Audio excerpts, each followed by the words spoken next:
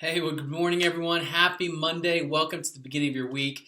Our chapters today are going to be Genesis 23 through 26, and there's so much to focus on here, but I just want to focus on one little section, and it's going to be Genesis 23. You see, Abraham, we've been reading about him, right? He was a blessing to be a blessing. Romans 4:16 even says that Abraham, he is the father of all who have faith. I mean, just think about that. I mean, that is a pretty big deal because do you remember just how important faith is? Hebrews 11:6 says, and without faith, it is impossible to please God. In 2 Corinthians 5:7, it says, for we all walk by faith, not by sight. And so as we close out the story of Abraham, looking at the end of his life, I want us to reflect on his life because if he is the father of all who have faith, including us, right? There's no better person to look at if we want to learn about faith that pleases God. And so let's jump in. We see Abraham, he's at the end of his life. His wife Sarah just died, and now he's looking for a place to bury her. And so starting in verse 3, this is what it says.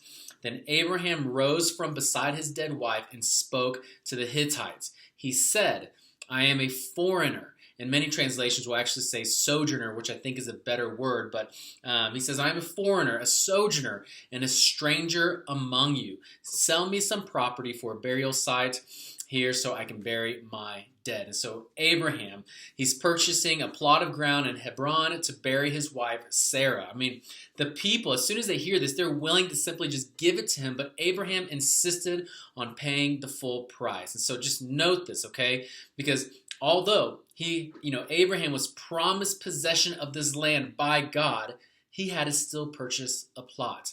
I mean, just imagine this, right? And someone just told you, you just won this amazing dream home and it's yours. However, later you're being told that you have to pay for all the doors and the windows that are in it, all right? And it's kind of like that, right? The fact that you have to pay for a part of the prize you already won, it seems to contradict that God granted it. You see, in our case, for our church, obviously we have been pursuing revival, what God put in our hearts. And we just so many times hear people say, well, if God already promised it, why is there such rigorous prayer and worship and loss of sleep and sacrifice? And here's the thing, right? It's because a promise always requires participation because faith is always an operative. You look at Abraham. It's like, what did Abraham place in this plot of land that he bought, this cave? He placed his wife. And in the end, he even placed himself. I mean, Abraham died in faith, knowing God would give all of this land into his descendants' possession. And why?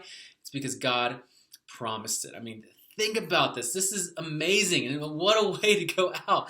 Abraham, literally, he rested in the place of promise, trusting the one who promised it. I even heard Shane, our lead pastor, once say this. It's like Abraham's bones are just saying, I rest my life in him, in the one who promises. And so how could he do this, right? How could Abraham have done this? It's because he possessed the land before he even owned it.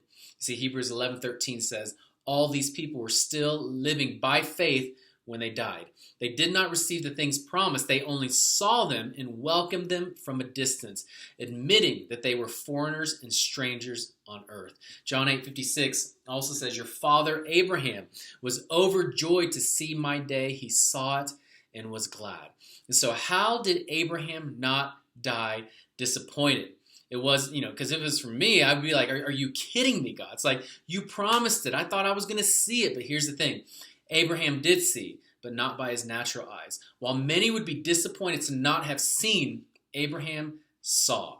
And so what does it take to see? It takes both faith and confidence in God's faithfulness. You see, there's a looking ahead and a possessing with spiritual sight that is necessary to endure in the waiting. In some sense, waiting with a promise can be harder than waiting without a promise. I mean, because a promise, it just raises the bar of hope naturally, doesn't it?